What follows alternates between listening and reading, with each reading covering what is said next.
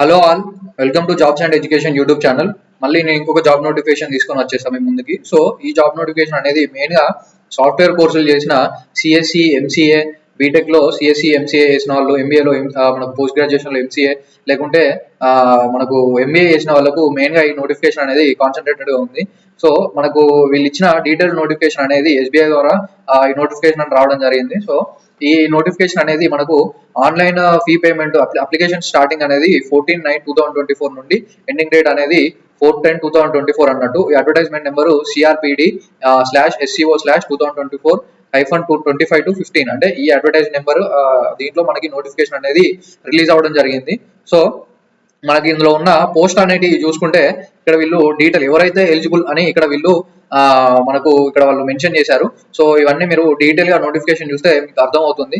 So before applying candidates అంటే వీళ్ళు apply చేసే ముందు ఇక్కడ ఉన్న ఈ నోటిఫికేషన్ లో ఉన్న ప్రతి ఒక్క పాయింట్ అనేది చదివి మీరు ఎలిజిబుల్ అవుతారా కాదా అని చూసి మాత్రమే అప్లై చేయమంటున్నారు.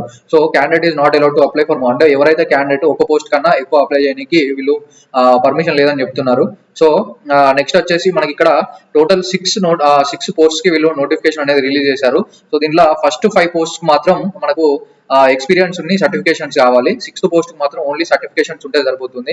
సో 6th పోస్ట్ లో టోటల్ మనకు 784 మేజర్లీ మనం ఈ అంటే ఎక్స్పీరియన్స్ లేని పోస్టులు 784 ఉన్నాయి. ప్రతి ఒక్క కాస్ట్ కి ఎస్సీ, ఎస్టీ, బీసీ, ఈడబ్ల్యూఎస్ అలా అన్ని కేటగిరీస్ కి మనకు ఈ జాబ్స్ అనేటివి ఉన్నాయి. అలాగే ఫస్ట్ 5 మాత్రం ఎక్స్పీరియన్స్ ఉండాలి. సో ఆ ఎక్స్పీరియన్స్ ఏంటివి, అలాగే ఈ రిక్రూట్మెంట్ అనేది ఎలా జరుగుతుంది, ఇంకా ఎగ్జామినేషన్ ప్యాటర్న్, ఇలా సర్టిఫికేషన్స్ ఏం కావాలి అనేది ప్రతి ఒక్కటి డీటెయిల్ నోటిఫికేషన్ లో తెలుసుకుందాం. మనకు మేజర్లీ ఇది సాఫ్ట్వేర్ కోర్సులు చేసిన వాళ్ళకు ఒక అద్భుతమైన అవకాశం అని మనం చెప్పుకోవచ్చు. ఎందుకంటే ఎస్బీఐ లాంటి ఒక మంచి గవర్నమెంట్ పిఎస్యులో మనకు ఇది రావడం జరుగుతుంది. అంటే పబ్లిక్ సెక్టర్ బ్యాంక్ ఇది. సో దీనిలో మీరు సాఫ్ట్వేర్ కోర్సులు చేసి మనకు ఎక్స్పీరియన్స్ ఉన్న వాళ్ళు, లేకపోతే బీటెక్ లో సిఎస్సి, ఎంసీఏ చేసిన వాళ్ళకు ఇది ఒక మంచి అవకాశం. సో తప్పకుండా అందరూ అప్లై చేయండి. నేను దీని అప్లికేషన్ ఎలా అప్లై చేయాలో వీడియో కూడా నేను పెడతాను. సో మనం ఫస్ట్ డీటెయిల్ నోటిఫికేషన్ అనేది చెక్ చేద్దాము. తర్వాత ఈ పోస్టులు అనేవి చూసుకుంటే మనకు డెప్యూటీ మేనేజర్ సిస్టమ్స్, తర్వాత deputy manager system infra support, cloud support, తర్వాత deputy manager network operation, deputy manager IT architecture, deputy manager systems information security, assistant manager system.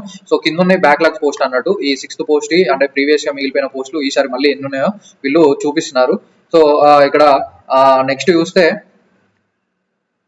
మనకి basic qualification for deputy manager systems project management delivery అంటే first post కి మనకు BTech లో computer science చేసి ఉండాలి.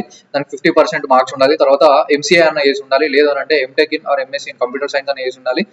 From a recognised institution, ఒక recognised institution తోని BTech లేదా ఎంసీఏ లేదా ఎంటెక్ ఇన్ కంప్యూటర్ సబ్జెక్ట్స్ లో చేసి ఉండాలి. అంటే కంప్యూటర్ సైన్స్ ఇంజనీరింగ్ లో చేసి ఉండాలి.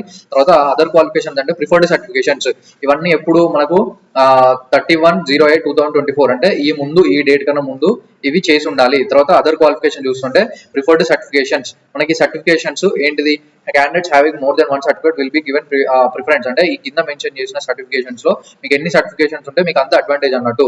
సో ఈ సర్టిఫికేషన్స్ కూడా మనకు 31/08/2024 ముందే మనం కంప్లీట్ చేసి ఉండాలి. తర్వాత వర్క్ ఎక్స్పీరియన్స్ మనకు minimum 4 years of basic qualification, అంటే మనకి సాఫ్ట్వేర్ డెవలప్మెంట్ లో 4 years ఆఫ్ క్వాలిఫికేషన్ అనేది తప్పకుండా ఉండాలి. తర్వాత 2 years ఆఫ్ ఎక్స్పీరియన్స్ అంటే వీళ్ళు ఇక్కడ మెన్షన్ చేసిన టెక్నాలజీస్ లో మనకు 2 years మినిమం ఎక్స్పీరియన్స్ అయితే ఉండాలి.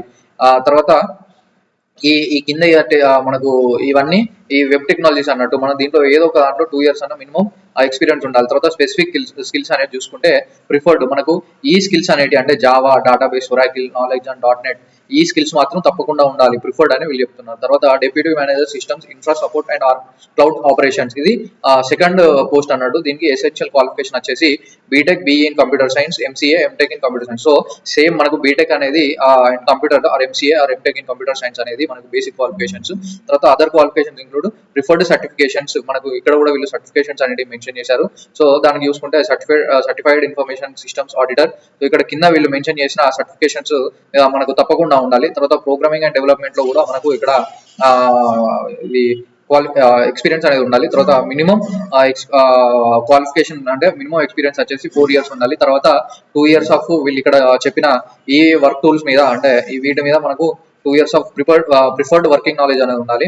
తర్వాత స్పెసిఫిక్ స్కిల్స్ అనేవి ప్రిఫర్డ్, ఇక్కడ ప్రాక్టికల్ ఎక్స్పీరియన్స్ విత్ విండోస్ అంటే ఇక్కడ మెన్షన్ చేసిన ఈ స్కిల్స్ అనేవి ప్రిఫర్డ్ గా అంటే తప్పకుండా ఉండాల్సిన స్కిల్స్ అనేవి వీళ్ళు చెప్తున్నారు. అదేమో క్వాలిఫికేషన్ అంటే ఎక్స్పీరియన్స్, ఇవేమో స్కిల్స్ ప్రిఫర్డ్. సో మీరు కన్ఫ్యూజ్ కాకండి. తర్వాత స్కిల్ ఎన్ని ఎక్కువ స్కిల్స్ ఉంటే అంత ఎక్కువ ప్రియారిటీ అనేది ఉంటుంది. తర్వాత ఈ థర్డ్ పోస్ట్ చూసుకుంటే మనకు డిప్యూటీ మేనేజర్ నెట్వర్క్ ఆపరేషన్స్. దీనికి కూడా బీటెక్ ఆర్ బిఈ తర్వాత ఎంటెక్, దీనికి ఎంసీఏ లేదు. ఈ రెండు కూడా కంప్యూటర్ సంబంధించిన ఇంజనీరింగ్ టెక్నాలజీలోనే మనకు క్వాలిఫికేషన్ అనేది ఉండాలి. తర్వాత అదర్ క్వాలిఫికేషన్ చూస్తే మనకు ఇక్కడ కింద any one of the valid certification, అంటే దీంట్లో ఏదో ఒక సర్టిఫికేషన్ ఉన్నా కూడా మీరు ఈ పోస్ట్ కు ఎలిజిబుల్ అన్నట్టు. తర్వాత candidates having more than one certificate will be given preference, అంటే దీంట్లో ఉన్న ఏ సర్టిఫికేట్ అంటే మల్టిపుల్ సర్టిఫికేట్స్ ఉంటే మీకు ఎక్కువ ప్రియారిటీ అనేది వీళ్ళు ఇస్తారని చెప్తున్నాను. తర్వాత వర్క్ ఎక్స్పీరియన్స్ చూసుకుంటే 4 years ఆఫ్ మనకు ఐటీ ఇండస్ట్రీలో వర్క్ చేసి ఉండాలి. మినిమం 2 years ఆఫ్ ఇక్కడ కింద వీళ్ళు పక్కకు మెన్షన్ చేసిన వర్కింగ్ టూల్స్ మీద మనకు what preferred 2 years of experience, working experience అనేది ఉండాలి. తర్వాత అంటే ఈ స్పెసిఫైడ్ టూల్స్ లో తర్వాత ప్రిఫర్డ్ ఐటీ ఇన్ఫర్మేషన్ మనకు స్పెసిఫిక్ స్కిల్స్ అనేది కూడా ఇక్కడ మెన్షన్ చేశారు. సో దీనికి కూడా ఎన్ని ఎక్కువ స్కిల్స్ ఉంటే అంత ప్రియారిటీ. తర్వాత ఫోర్త్ పోస్ట్ చూసుకుంటే deputy manager IT architecture, BTech BE తర్వాత ఎంసీఏ తర్వాత ఎంటెక్ ఎంఎస్సి. సో ఇది కూడా సేమ్ కంప్యూటర్ సైన్స్. సో ఈ హోల్ నోటిఫికేషన్ అనేది సాఫ్ట్వేర్ వాళ్ళకే. సో వాళ్ళకు ఒక మంచి అవకాశం అన్నట్టు సాఫ్ట్వేర్ ప్రైవేట్ ఇండస్ట్రీ నుంచి ఒక గవర్నమెంట్ ఇండస్ట్రీకి షిఫ్ట్ కానికి. మీకు experience 4 years and working knowledge అన్న వీళ్ళు మెన్షన్ చేసిన వెబ్ టెక్నాలజీస్ లో 2 years, తర్వాత ప్రిఫర్డ్ స్కిల్స్ ఉంటే ఇది ఒక మంచి అవకాశం అన్నట్టు. తర్వాత వర్క్ ఎక్స్పీరియన్స్, తర్వాత ఎసెన్షియల్ మినిమం మనకు దీనికి కూడా 4 years of work experience overall experience, తర్వాత 2 years అని వీళ్ళు మెన్షన్ చేసిన ఈ టెక్నాలజీస్ లో ఎక్స్పీరియన్స్ అనేది తప్పకుండా ఉండాలి.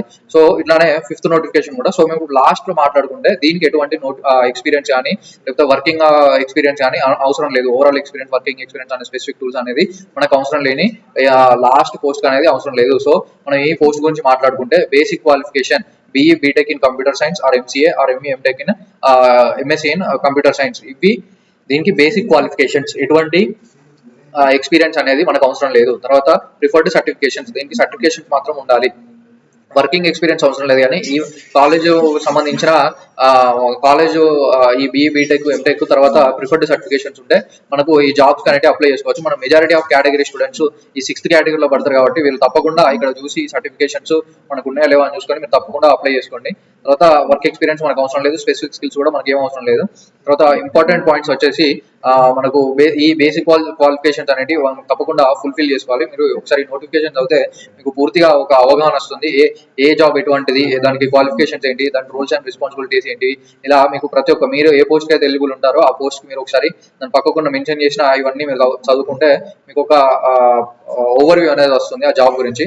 సో మనం ఇప్పుడు ఈ రోల్స్ అండ్ రెస్పాన్సిబిలిటీస్ అనేవి ఇక్కడ చూద్దాము. సో సజెస్టెడ్ మనకి పోస్టింగ్స్ అనేవి ఎక్కడ జరుగుతాయి అనేది మనం ఒకసారి చూసుకుందాము.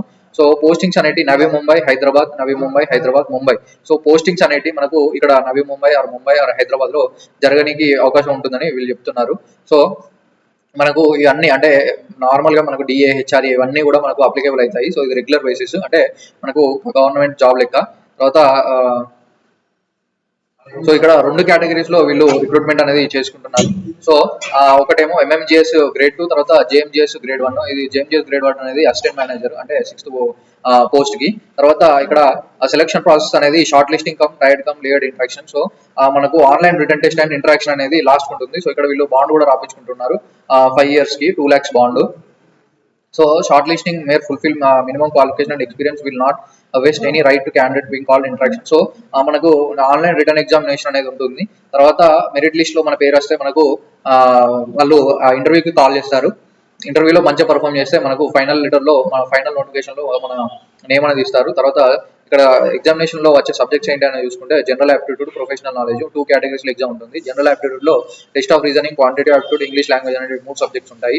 So 15 marks, 20 marks. తర్వాత జనరల్ ఐటీ నాలెడ్జ్ లో 60 marks. మనకు టోటల్ మార్క్స్ వచ్చేసి 100 marks, 45 minutes టైం అనేది ఫస్ట్ ఈ దాంట్లో ఉంటుంది. తర్వాత సెకండ్ దానికి 75 minutes ఆఫ్ టైం. తర్వాత నో నెగిటివ్ మార్క్స్, మనకు ఏ ఆన్సర్ పెట్టినా కూడా నో నెగిటివ్ మార్క్స్ అనేది ఉంటుంది. తర్వాత ఇక్కడ సబ్జెక్ట్ వైజ్ అంటే సాఫ్ట్వేర్ నాలెడ్జ్ లో జనరల్ ఐటీ నాలెడ్జ్ లో ఉన్న సబ్జెక్ట్ చూసుకుంటే software development, infra support, networking, cloud operations. So ఇలా మొత్తం నెంబర్ ఆఫ్ క్వశ్చన్స్ అనేది 60, టోటల్ మార్క్స్ అనేది 100. అలా మనకి ఇక్కడ డీటెయిల్ గా వీళ్ళు సబ్జెక్ట్స్ కూడా మెన్షన్ చేశారు. మీరు ఒకసారి నోటిఫికేషన్ కింద వెళ్తే మీకు అన్ని క్లియర్ గా ఉంటాయి. సో ఇంకా ఏమైనా అర్థం కాకపోయినా కూడా మన కామెంట్ సెక్షన్ లో మెన్షన్ చేస్తే నేను తప్పకుండా ఎక్స్ప్లెయిన్ చేస్తాను. ఇక్కడ గైడ్ లైన్స్ కూడా మనకు అప్లికేషన్ ఇలా ఫిల్ చేయాలనే గైడ్ లైన్స్ కూడా వీళ్ళు మెన్షన్ చేశారు. సో ఈడబ్ల్యూఎస్ జనరల్ ఓబీసీ వాళ్ళకి 750 రూపీస్, ఎస్సీ ఎస్టీ పీడబ్ల్యూకి ఫీజు ఏం లేదు. ఇలా చూసుకుంటే registration online the candidates are advise to. So registration అయిపోయినాక అప్లికేషన్ ఫామ్ అనేది ప్రింట్అవుట్ తీసుకోండి. ఈ తర్వాత మనకి ఏమేమి అప్లోడ్ డాక్యుమెంట్స్ కావాలి, recent photograph, signature, resume, ID proof, proof of birth, education certificates, experience certificates, caste, EWS, PWDs. So ఈ mention చేసిన డాక్యుమెంట్స్ అన్ని మీ దగ్గర ఉన్నాయా లేదా అనేది చూసుకోండి. అలాగే మనకి ఇంకా ఈ జనరల్ ఇన్ఫర్మేషన్ అనేది వీళ్ళు డీటెయిల్ నోటిఫికేషన్ అనేది మీరు చూస్తే అప్లికేషన్ ఎలా పెట్టాలి, ఇంకా ఏమేమి సర్టిఫికేషన్స్, ఏమేమి క్వాలిఫికేషన్స్ ఉండాలనేది మీకు ఒక ఓవర్వ్యూ వస్తుంది. సో ఇంకేమన్నా అర్థం కాకపోయినా కూడా మన కామెంట్ సెక్షన్ లో పిన్ చేయండి, నేను తప్పకుండా రిప్లై ఇస్తాను. Thanks for watching this video. Please subscribe jobs and education YouTube channel.